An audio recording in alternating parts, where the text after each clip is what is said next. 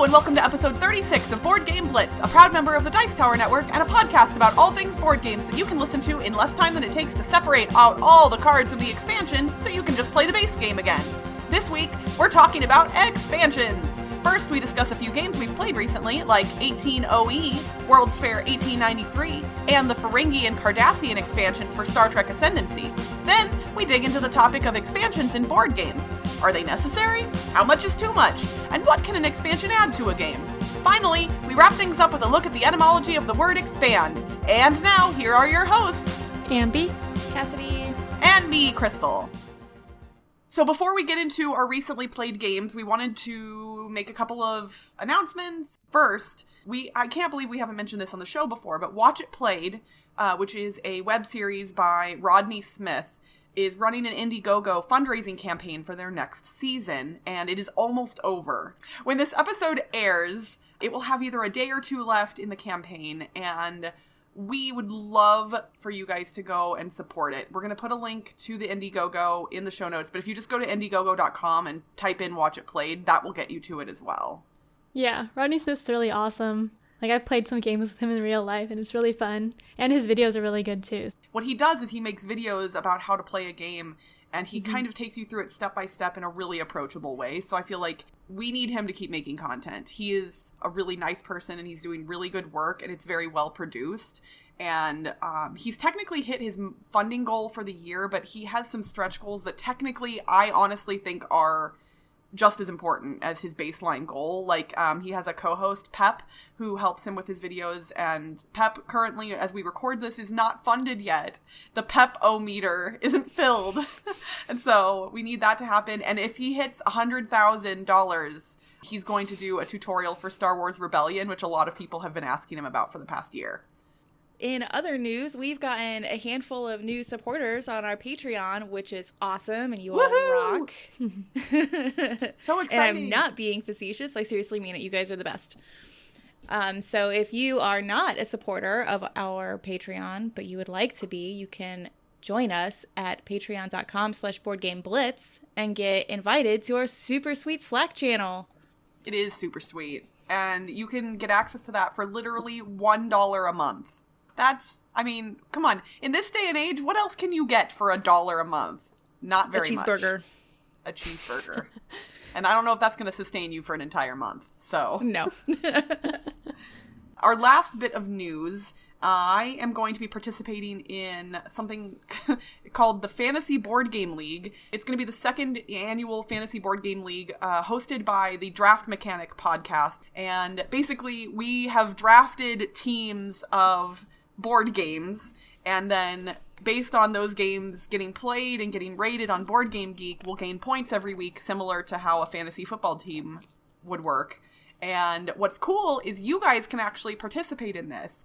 So you're going to go to a website that we're going to link in the show notes. It is draftmechanic.net/FBGL.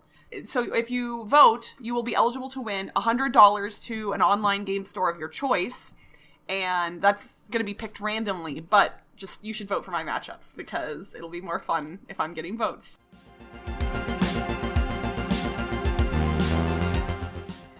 If you're following us on social media, you may have seen pictures of me playing games over Labor Day weekend, and one of the games I played was 18OE.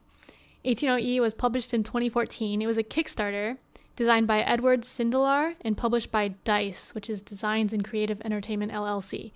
And the art is by Gary Simpson. I mention the art because 18OE is probably the prettiest 18xx game I've played. It's actually published, like not handmade. It has art, thick cardboard, and the box is huge. It takes up a lot of table space. There's 2 huge boards that make up the main map, and that fit on our table barely. And then there's another sideboard for the stock market, and we got a separate table for it. But yeah, there are pictures on our social media of it if you want to see what it looks like. So 18OE is an epic 18xx game. We played the full game, which took us 10 hours of playtime, not including setup and breaks. Dang! Yeah, we played most of it on Sunday and then a couple hours on Monday. We were planning on playing Sunday through Monday. And 10 hours is actually quick for the game because I've heard people say it takes 14 or more hours. Anyway, if you can't tell, it's a huge scale game. We played it with 3 players, and each of us were running 10 different companies at the beginning of the game. And at the end, we were each running 5 to 7 companies, which is why it takes so long, because you have to do stuff for all of them. The map's huge, and because of that, most of the time our companies were just doing their own thing, and we didn't really know or care what other people were doing. So it felt kind of like multiplayer solitaire, which is not something I look for in an 18xx game, since I enjoy them for the crazy player interaction that happens. But there were some interesting mechanics in 18OE. There are different types of companies. There's minors, regionals, majors, and nationals. And the most exciting parts of the game were when the companies evolved into the next level, or they merged with the minors, which gave them more powers and flexibility. And we all built epic routes across the whole map. There's also ports, and you can go across the sea, which I did with all my companies to get a route to the Orient Express, which is what 18OE stands for, 18 Orient Express. But although the map scale was epic, the game as a whole fell flat for us because of the solitaire feeling. So I think the game is too big, and that size took away from it. But there are different scenarios in 18OE that only use part of the map, so the smaller scenarios probably have more interaction and take less time. And I've heard it works with 2 players, so we might try those, but I don't think we'll be playing the full game again. 10 hours is a very large commitment to a game. Yeah. That's why we were waiting till Labor Day weekend to play it. One of my favorite roller coasters when I was a kid in Kansas City was called the Orient Express. And now I'm picturing trying to play a board game while riding a roller coaster. Like, you'd have to have magnetic pieces or something, obviously, but somehow I feel like playing an 18xx game on a roller coaster is probably not a good idea. Nope. No, this sounds sort of treacherous for others, maybe. Possibly. Going from a 10-hour game to a game that you can play in less than an hour, I'm going to talk about World's Fair 1893, which was released in the US from Renegade in 2016. This plays 2 to 4 players. I actually have played it most recently at the 2-player count, which makes it a nice, snappy, quick little game. I've also played it at the 4-player count, which adds a little more strategy, but I think I like it at the 2-player count better, personally.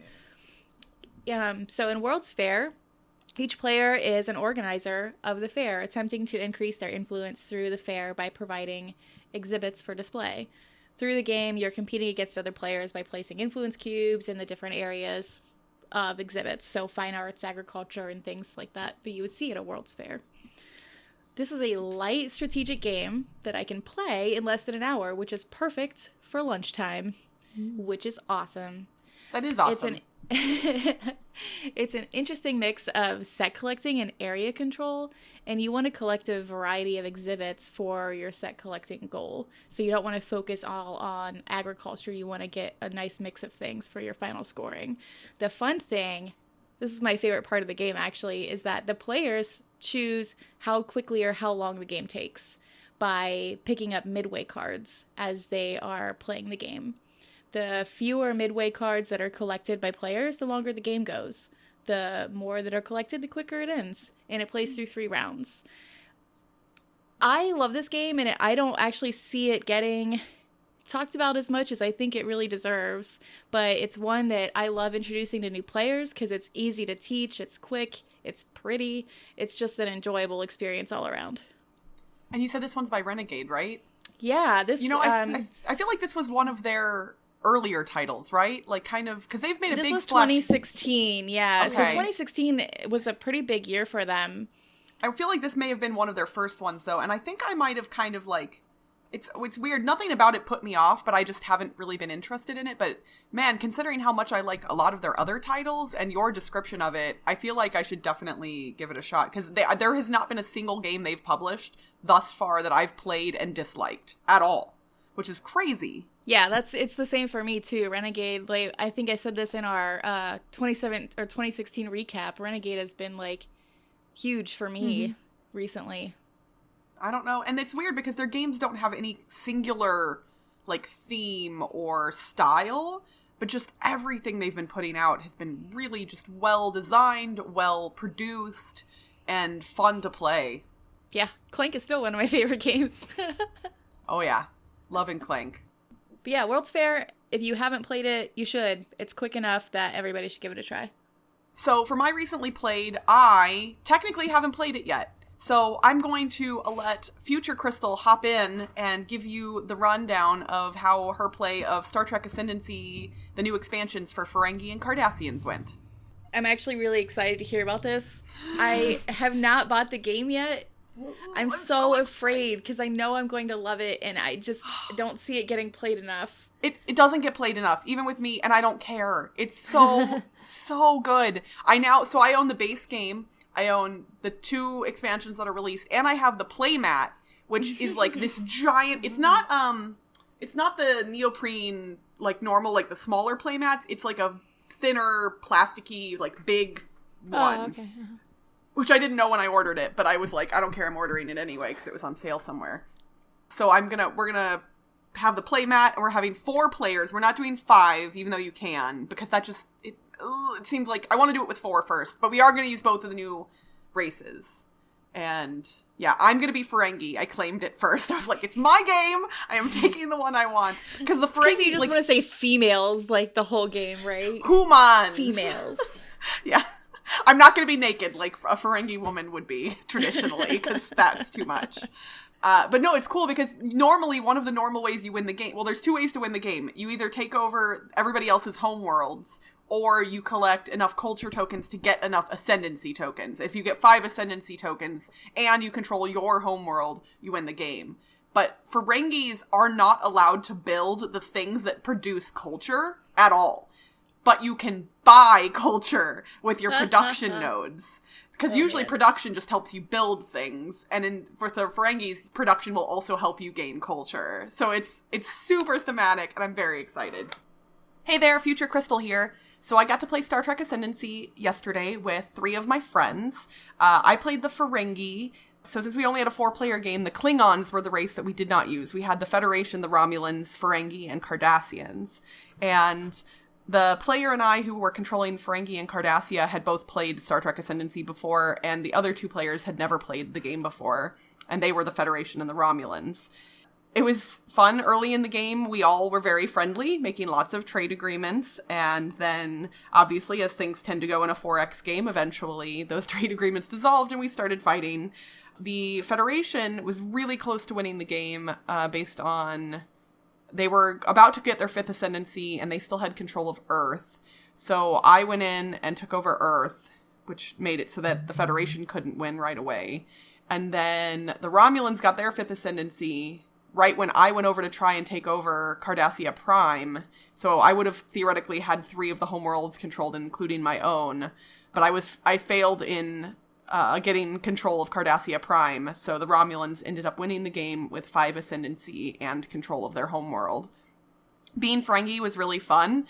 Being able to purchase culture instead of acquiring it normally through culture nodes was really interesting. The Cardassians had a pretty hard time doing some of their special stuff, like only because the systems that they kept discovering weren't warp-capable civilizations, which is something good for the Cardassians to invade those types of systems. So they were having a little bit of a tough time at it, but overall, the game is still amazing. I still love it. It's awesome. I recommend it to anybody who likes 4X games, and especially if you like 4X games and you're a fan of Star Trek. It is a very thematic feeling game. I did talk about Star Trek Ascendancy at length back in episode 10. So if you want to go check out my thoughts on the game from almost a year ago now, you can do that.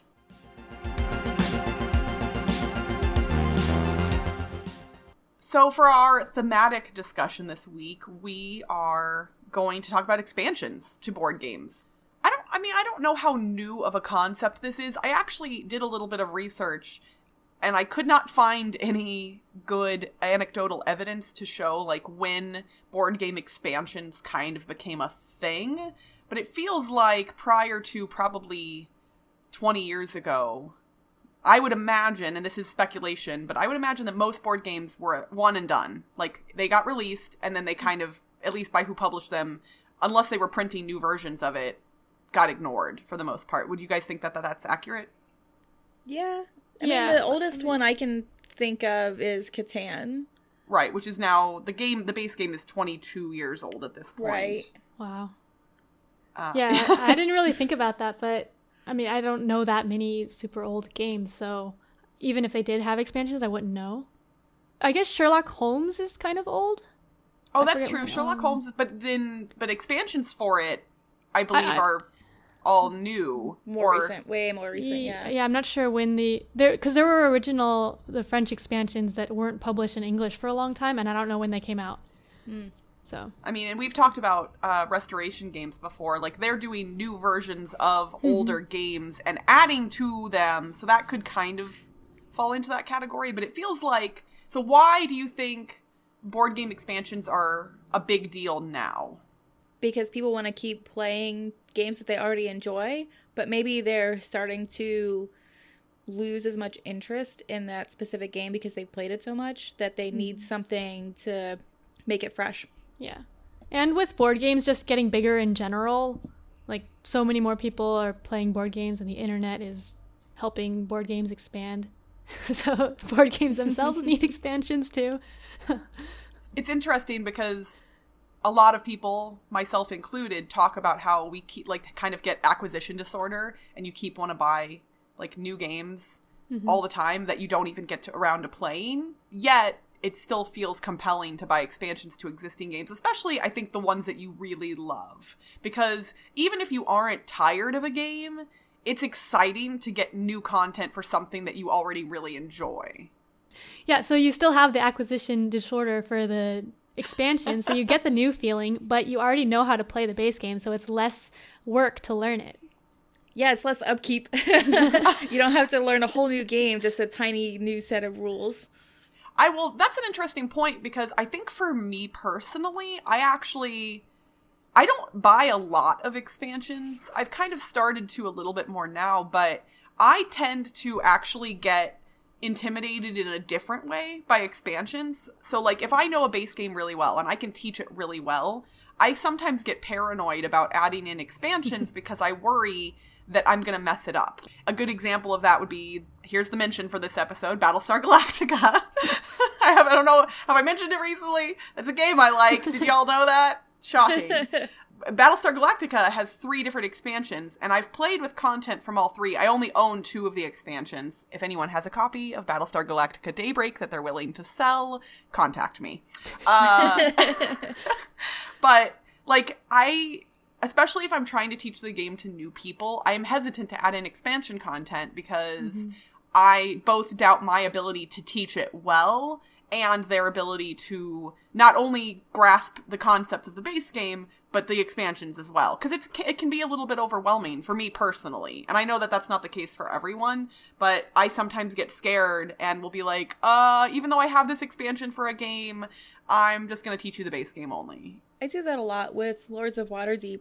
When I'm teaching new players, I've played the expansion several times, but generally when I'm teaching new players, I don't add that content, and part of it's because I haven't played the expansion as much as I played the base, so I don't want to teach it.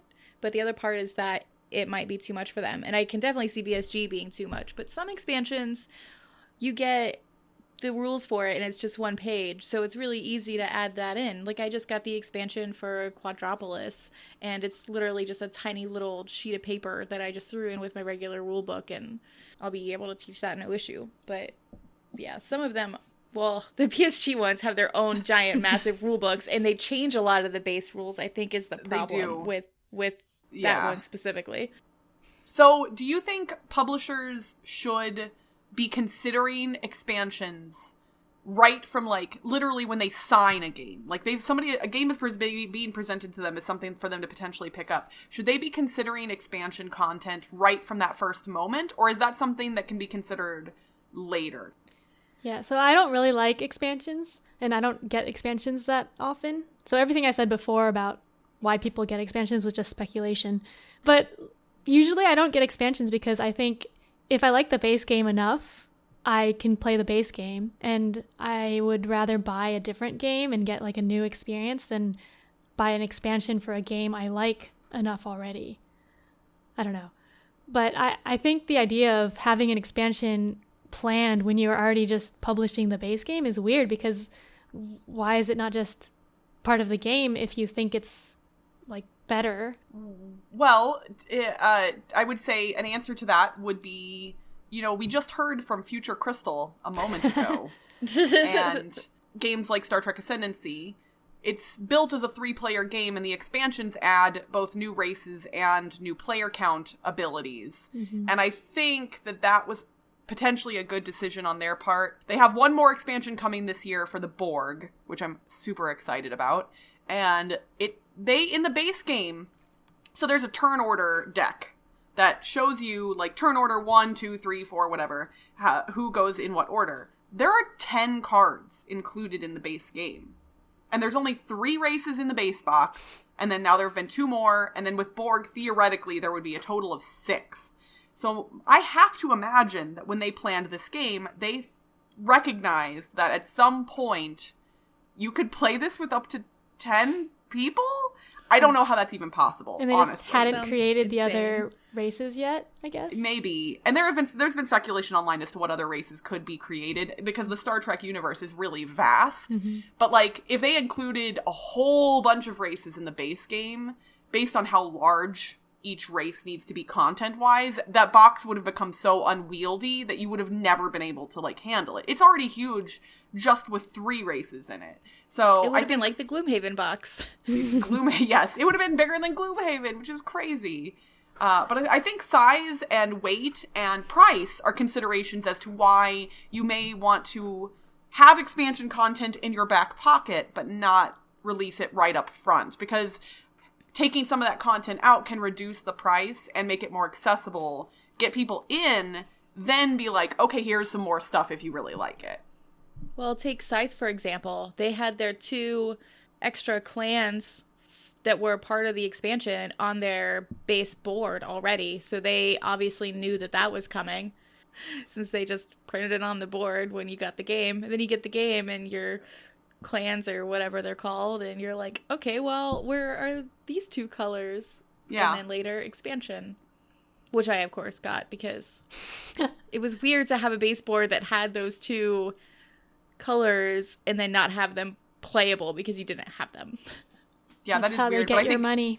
That is exactly how they got my money. Exactly. Yeah, because I think it's definitely preferable to them not including them, even though they know they're coming, and then you having to, like, replace components later on so they are included, right? Yeah, I mean, that box was huge too, like, originally, and it was crazy. Yeah. So are expansions a good thing or a bad thing? I like expansions when they're released after I've had a decent amount of time to enjoy the original game. And maybe put it away for a little while, and then the expansion brings new life into it and makes me want to play it again. That is nice when, like, you've kind of been when you've been neglecting something and it inspires you to pick it back up off the shelf. Right now on Kickstarter is actually an expansion for one of my favorite games of last year, The Networks by Gil Hova. Oh my gosh, it's so much fun. You running a TV network, it's like, really? How does that work? And it's thematic. The art is so cute. I'm honestly surprised I like such a thematic game. Well, it's interesting because game. Truthfully, it's a Euro game. Oh, yeah. It's so thematic that a person who loves Euro games will enjoy it, and a person like me who likes thematic games will also enjoy it. And I think that's where the beauty of the design shines. I really like TV too. I spend most of the game trying to figure out what TV show they're, like, mocking on the cards. But yeah, so the Networks expansion is currently on Kickstarter. So if you like the Networks, or if you've never played it and are interested in it, you can get the base game as part of the Kickstarter as well. But yeah, what Cassadi said about expansions, I think it's good when they come out a while after you've played the base game. But if they're announced, like, right after the base game just came out, it's kind of weird because it's like, I haven't even played the base game yet and you already have an expansion. And that's when I think it's like downloadable content in video games, right? Yeah. Like, you buy the game and then the next day, hey, here's some new content. And I'm sitting here going, can I at least get halfway through the game before you shove new content in my face? Yeah, please? So that's where I think it's a little silly. It's a fine line, because if you have expansion content that's really exciting, like when when is the ideal time to announce and release it? Because if you wait too long, if the hype of the game dies down too much, then the expansion might fly under the radar. So it's like trying to strike that balance. Yeah, and I guess with all the games coming out now, the hype of games don't last very long. Yeah. Like, I mean, there was a new expansion that just released for 5 Tribes. I love that game. I had no idea. Mm-hmm. Oh, that's right. You know what? I kind of heard about that too, and I was like, wait, really? Well, I think that's why they took advantage of it with Clank and released that Sunken Treasure expansion so quickly after release. And now they have the standalone Clank. We're not even space. I don't even want to talk about that. I am excited about it and want to see it. And I know that everybody got mad about how overhyped it was online, but it looks I'm not mad about that. I'm just mad that I just got my copy of Clank and the Sunken Treasures expansion. And then, look, there's a new game that's a Clank in space. And I'm like, can I enjoy this Clank first? Please? Yeah, and I was kind of a little upset. No, it makes sense. I'm a little upset because, I just acquired Clank and the expansion within the past 2 or 3 months. And I truthfully think that I don't need both in my collection. And I think Clank in Space is more my style. Another new game that just came out that's a reprint of another game is Twilight Imperium 4. And Twilight Imperium 3 was one of the ones that we did have expansions for. So I don't think I've ever played it without the expansion, because there was one of the strategy cards that just gives someone a point that my husband doesn't like, and we've always replaced that. So there are a bunch of expansions to Twilight Imperium 3, and people play with the different modules. But Twilight Imperium 4, I think, put a bunch of the expansion content into the base Twilight Imperium 4 game. There's all the different races and different strategy cards and stuff. So that is box exciting. is huge. Yeah. I have still never played Twilight Imperium, and I very, very, very much would like to. So you should. I mean, I'm destined to love that game. Mm-hmm. So basically, expansions can be good, can be bad. We don't know when they should be released. And ambiguity. Sometimes we just don't care about them. I mean, it's really, they run the gamut. So board game publishers, we've given you no useful, actionable information whatsoever. Do you think any board game publishers listen to our podcast? Like anybody that's important in the industry?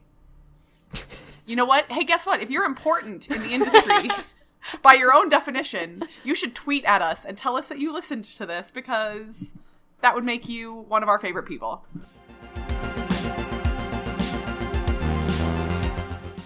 For this week's etymology segment, I'm going with the obvious and looking at the history of the word expand. The English word expand, meaning spread out, open out, spread flat, or extend widely, or cause to grow larger, came about in the early 15th century. It finds roots in the words from 3 different languages, partially from the Anglo-French espandare and the Old French espandre, and it directly comes from the Latin word expandere, meaning to spread out, unfold, or expand. I find that interesting that the modern English word is used in defining the older Latin word that came before it. So that's a little bit weird. I guess when a word gains such saturation in our brains and knowledge that we'll use it to explain a word that came before it. I don't know. Everything is crazy. So the Latin word can be broken down into its Latin roots, ex, meaning out, and pandere, meaning stretch. So the simple definition of the Latin word would actually be outstretch. I hope this information helps you expand your knowledge of etymology and the word expand. And that's it for this week's Board Game Blitz. Visit our website, BoardGameBlitz.com, to get links to all our social media pages, including our Facebook, Twitter, Instagram, and Board Game Geek Guild. If you're enjoying the podcast and want to show us a little love, you can become a patron for as little as $1 a month. Just head to patreon.com/BoardGameBlitz. Our patrons get a lot of benefits, including access to our private Slack channel where you can chat with us directly anytime. Our theme song was composed by Andrew Morrow. Technical support provided by Toby Mao. Board Game Blitz is a proud member of the Dice Tower Network. Check out all the other shows in the network by visiting DicetowerNetwork.com. Until next time, they'll make you take the box out and add knowledge to your brain.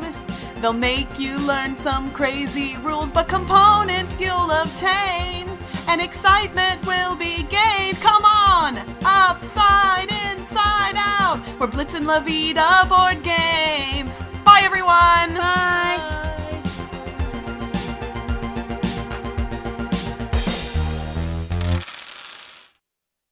Whatever, I don't know. Just What's gonna have a bumper? Oh, yeah. Bumper. Good. That